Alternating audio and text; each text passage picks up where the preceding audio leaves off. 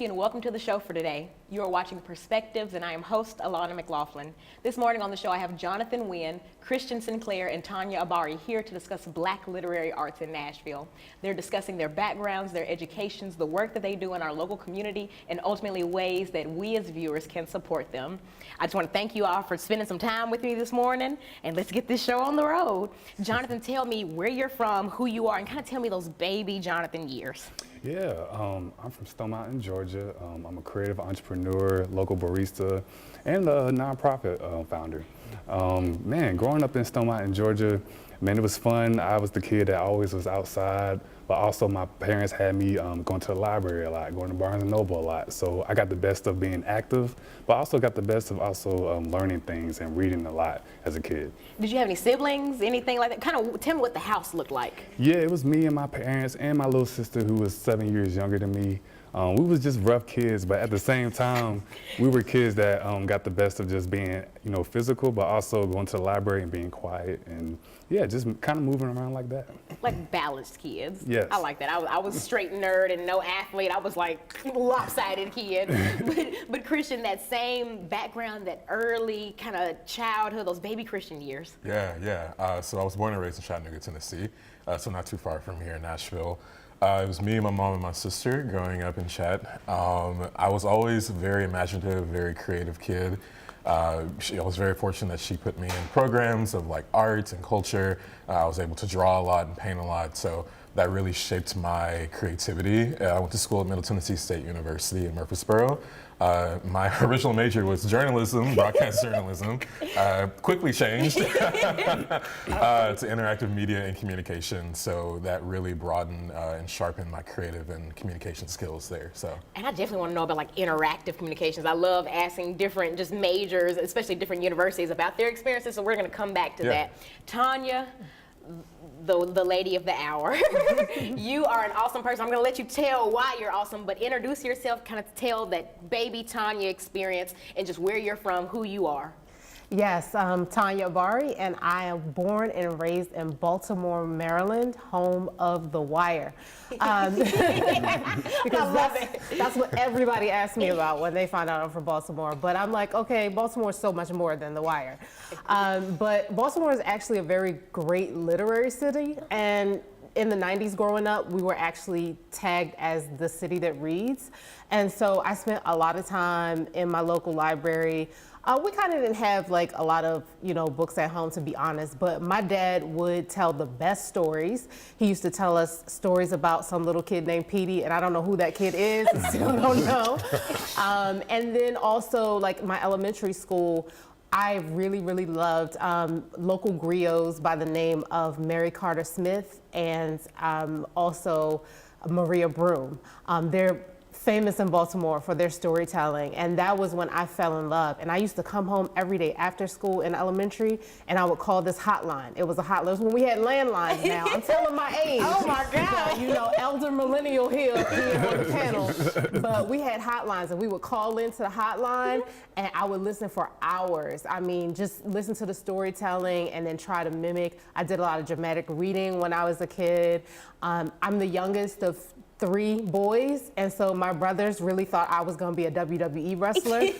And I was like, nah, I'm just sitting here trying to tell stories and live my life. But yeah, so yep. And Tonya, you kind of jumped the gun, and Jonathan, you did as well. So Christian, I'm starting with you. I want to know that early inspiration into literary or creative arts. I know that you kind of had that library, that Barnes & Noble experience, and you were able to kind of have that community experience. Christian, tell me just those early experiences. I think growing up, we didn't really have spaces for us to be as creative as we are today. Yeah. And I mean, kind of also jumping the gun into our nonprofit, but that's the vision and the mission of why we created it, is to provide those resources and safe spaces. I think growing up, I was always exposed to the arts, always exposed to being my full creative self, and again, very thankful for that. My mom and sister let me do that. But I think it really stemmed from small, mustard seeds of things that I was exposed to, which, ultimately grew into, hey, I can make this into a career. I could do this, full time. And to me, it's not work. It's just my creative life. Now, can you think of any early experience? Give me a book, a movie, maybe a play, just anything that really piqued that interest to say, like, hey, I can be a creative too. Can you think of any of those? I was in theater.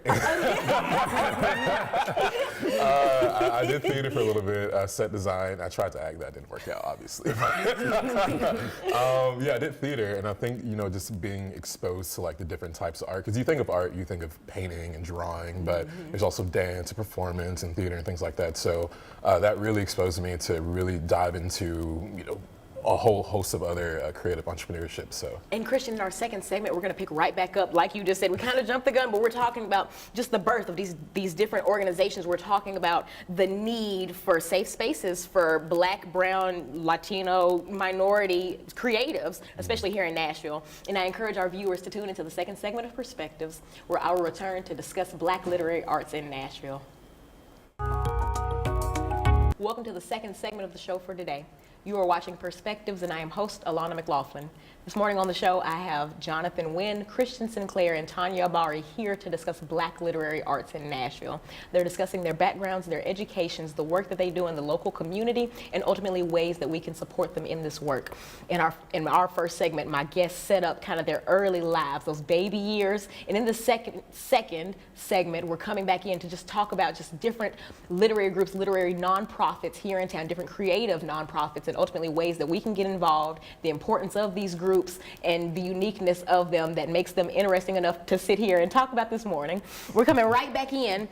I really want to highlight in this episode the Porch, the Nashville Black Storytellers, and the Sold Creative Collective. And I want y'all to decide which one we're going into first. But I want to talk about the inspiration behind this group. I want to talk about just some of the work that it has, and ultimately the importance of a group like this in Nashville. I'll go first. Okay, so I'm gonna take it back to high school years. When I was in high school, I just looked at my yearbook. I tried to not look at it for years, but I picked it up, and I realized that I was in the book club. I started a literary magazine. I was a freelance journalist before I was a freelance journalist, all in high school. And I realized that those spaces, those safe spaces for me, was something that I really needed to use to build community in the things that I was doing. I wasn't, necessarily writing about what other students in those organizations were writing about, but we all came together to say, okay, look, we're all creatives, and here's a space that we can talk and we can grow and we can learn together. And so when I first moved to Nashville, I was looking for that community because I wanted to make sure that I continue my literary dreams here in a different city. And so I joined the Porch. I went to a few workshops early on and then transitioned and became a facilitator for the Porch, teaching some classes here and there. I don't do it right now. But, and really about 2020, I was speaking with the director of education, Urena, and I had taken a few of her classes before, a few essay classes. And we were just talking, and I was like, well, it would be really great if the Porch could have some affinity groups so that we could, kind of like take our intersections of our identities of who we are and kind of have that safe space where we can, expand on our learning, expand on our community, expand on paid opportunities, because that's important too. When you're a creative, we gotta get together and talk about money. And so the Porch collectively said, okay, we can do affinity groups, and I stepped up to found, along with Destiny Birdsong, who is no longer in the area, and also Taquan Morton. We came together and we said, let's start the Nashville Black Storytellers. We want a space where Black creative storytellers of any kind, whether it be journalists or nonfiction memoir writers or fiction writers, where we can all gather and we can learn from each other. We can have opportunities where we can just talk about, like behind the scenes of publishing, what goes into making a book, how much folks are getting paid to do those things, and then also to have other opportunities I haven't been as active this year because I got a lot of books coming out, y'all. Yeah. I know that's right. Yes, but you know, for me, it's very important to funnel money back into my community. So the Nashville Black Storytellers, every chance that I get, I really try to, if there's an opportunity or paid gig or someone needs somebody to come and do a story, I call upon the group. Hey, can we come out? Can we support this way? Are you available? Can you come teach this in the community? And we've worked a lot with Sold. And so we've worked with different groups. We're looking to grow. We're looking to get more involvement because sometimes, you know, people come in and then they go out and then they come in. But we're working to build a stronger creative community here in Nashville through the Nashville Storytellers on the Porch. And those are like two amazing resources that people don't really know about here in town. If I'm just hearing about them, and I kind of consider myself someone who stays kind of in the mix, goodness gracious, I'm like glad to be telling this right now. Yeah. And this leads into Sold. Yeah. And guys, feel free to jump in at any point. I want to talk the birth of Sold, and we'll talk about more so the work that Sold does and the importance of it in our final segment. But right now, I just want to talk about the birth, that inspiration. Yeah, well, it's funny, me and him both met at All People Coffee in East Nashville. This was going into 2022. Me and him both worked one shift as baristas together. But that was a divine shift because at the end of that shift, me and him both had a heart-to-heart talk about how we just want to see more spaces for Black and brown people here in the city of Nashville. And we were just like, man, you know, what could we do or anything about that? Now, Jonathan, let me ask. Yeah. Prior to being a barista, or maybe even while being a barista, your creative lane, what was your lane? So I can start from more so high school going into now, where like I played football. I went to Vanderbilt, played football there, but I always had a creative spirit that I didn't really get a chance to like channel into until after Vanderbilt. While I was playing NFL, I got a chance to write a book. I got a chance to like go into merch. And I knew I had this creative spirit and I didn't know what else would happen from there. So once I like retired, going into 2022, everything just lined up to where I met Sinclair, and I got a chance to go with him to where we go down this journey of Soul Creative Collective. Jonathan, how old are you? I'm 29. You've lived all this life at 29. OMG. And you said about 2022, so around about 25, 26 is really when you tapped into, and that's so reassuring. A lot of people, especially, I'm 22, a lot of my peers, we feel like, God, if we're not making full-time pay, like making rent money off our creative work or off our art, then there's no hope. We just need to give it up and go get a desk job.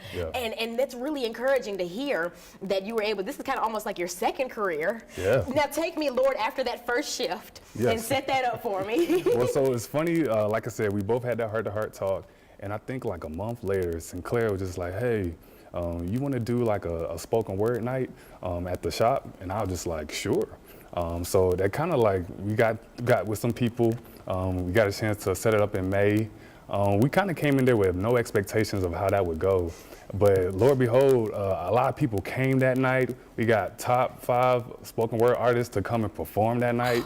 It was just a great sight to see. And the biggest thing that people asked more so after that was, when's the next event? And from then on, we were just like, well, okay, let's see what we can do. And we kind of stringed along a lot more events that were just intentional, more for the community. And then me and him came together, was just like, all right, so like, what's our mission? Like, what are we really doing and things like that? And that's where we kind of got a chance to think about, okay, we love to bring people together over the love of BIPOC arts and culture. And we love to do so by focusing on education, collaboration, and access. More so just creating a vision where there's more safe spaces for BIPOC arts and culture being celebrated just as much as the white mainstream spaces happening here in Nashville. And we're going to pick right back up on that. I love that you just called it out for exactly what it is. We want that same support as mainstream or even white or just non-black spaces. We want and deserve kind of that same support for our events and for our groups. And thank you for just kind of highlighting that. In our final segment, I'm coming back with these awesome 3 guests to discuss Black literary arts in Nashville. And I encourage you to tune in to the final segment of this show. to the final segment of the show for today. You are watching Perspectives, and I am host Alana McLaughlin.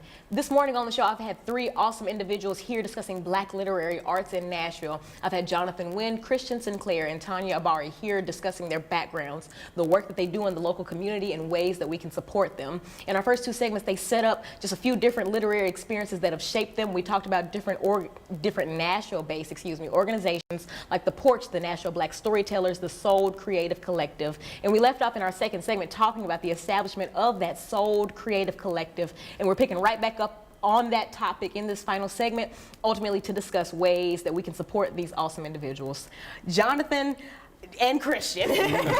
We're talking about Soul. We're talking about you guys' first event at All People Coffee, the great reception from it. And now Christian or Jonathan, I want you all to tell me what the future looked like. This is about 2022 when that first event occurred. And I want you to tell me, kind of bring me to now. Yeah, so we'll be 3 years old in April.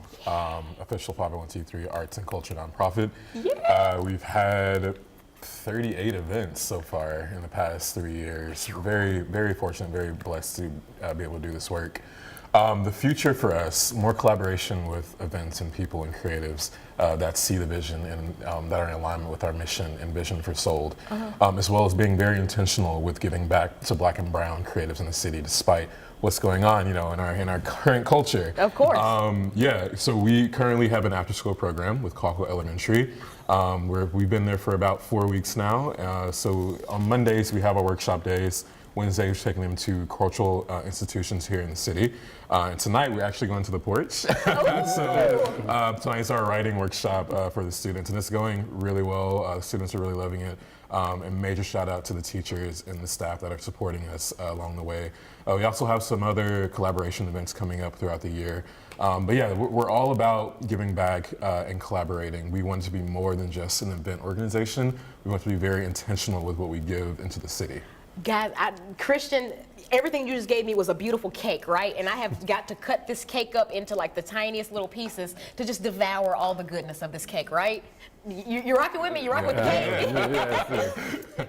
First, and any of you guys are free to answer, I want to know, did you all have any resources like that growing up in your respective environments or communities? Jonathan, I will start. Yes, coming from Stone Mountain, Georgia, outside of Atlanta, I saw the representation that was in businesses, that was in nonprofits, and in teachers that actually catered to us when it comes to the arts, education, and literacy. And honestly, for me, going into Vanderbilt, that was a time where I saw a Black athletic director, a Black facility professors and things like that. And I think for me, going into Nashville after that, I knew that the Black people here needed to be validated some way, somehow. And I knew when it came to the creative and the arts, that was a way for us to be able to give more spaces for people to be heard and seen. So. And I know that you were kind of tied up with football during your time at Vanderbilt, but I want to ask, what did the Black creative scene look like at the university? Well, we mostly worked a lot with Fisk, with TSU, and that was a way for us to stay in tune. Because for me, going to Vanderbilt, predominantly white space, it was something that I was just kind of getting used to, but I felt at home when I got a chance to go to TSU, go to Fisk, and also even the Black students there at Vanderbilt. We all stayed together to make sure that we did the things that we wanted to do. And Christian, on that same tip at MTSU, kind of tell me what the I love it, you just started smiling. But tell me what you witnessed, and this doesn't have to be anyone else's experience, but just what you saw within Black creative spaces at Middle Tennessee State University. We all stuck together. We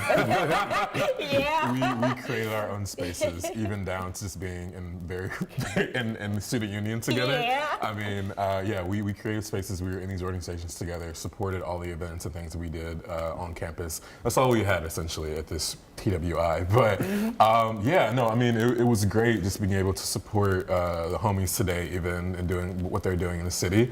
We were able to not only make space, but go into the organizations that were set before us, before our time, to really shape it what we want to be. And Tonya, that same kind of what you witnessed in your early years, and you have a unique kind of background coming from Baltimore, but those resources, did y'all have groups kind of coming into the school and just community resources, things like that? No. Yeah. But the thing I loved about Baltimore is that I went to a 90-90-90 high school, which is 90% black, 90% of the students were on free and reduced lunch program, but also 90% of the students went on to attend a 4-year university.